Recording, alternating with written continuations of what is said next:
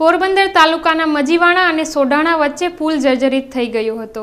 ત્યારબાદ સાઈડમાં બેઠો પુલ બનાવી આ રોડ ડાયવર્ઝન આપવામાં આવ્યો હતો, પરંતુ નબળી કામગીરી હોવાથી ડાયવર્ઝન પુલ પણ બિસ્માર થતા વાહન ચાલકોને મુશ્કેલીઓ વધી છે।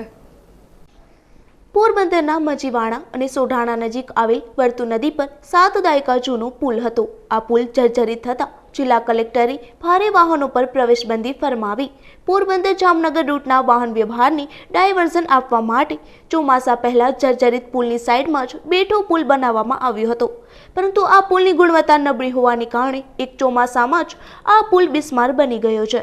ત્યારે ફરીથી વાહન ચાલકોને રામવાવથી ભૂમિયાવદર સુધી 14 કિલોમીટર જેટલું લાંબુ અંતર કાપી ફરીને જવાનો વારો આવી ગયો છે। પોરબંદર જિલ્લામાં 200% જેટલો વરસાદ થઈ ગયો છે, જેને કારણે વર્તુ નદીમાં પૂર આવ્યું હતું, તેમજ વર્તુ ડેમના દરવાજા પણ અવારનવાર ખોલવામાં આવ્યા હતા। આ બેઠા પુલનું સમારકામ વરસાદને કારણે મુલતવી રહ્યું હતું।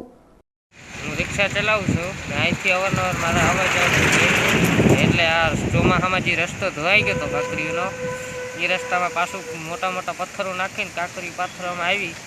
એ કાંકરીઓ અટાણે પાણા ઉપર વજન આવે એટલે એ પાણો જરીક સરી જાય, એટલે આમાં મોટા વાહન નીકળી ન શકે, એમાં પલટી મારવાની સંભાવના રહે।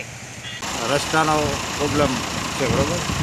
એટલે કાંકરી નાખી એ ધોવાતી જાય તો ગાડી પલટી મારવાની ઓલી રીસા રહી। તમારે કેટલું ફરવું પડતું? ફરવું પડતું 14 કિલોમીટર।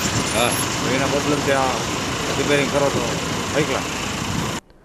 જોકે ચોમાસાએ વિદાય લેતા ડાયવર્ઝન પુલનું સમારકામ હાથ ધરવામાં આવ્યું છે, પરંતુ વાહન ચાલકોના જણાવ્યા અનુસાર આ સમારકામ પણ નબળું થતું હોય તેવું લાગે છે, કારણ કે વાહનો પસાર થતાં જ એક બાજુનો રસ્તો બેસી ગયો છે। આ પુલનું વહેલી તકે સમારકામ કરવામાં આવે તેવી માંગ પણ ઉઠી છે। ધીરુભાઈ નિમાવત, ગુજરાત ન્યૂઝ, બગવદર।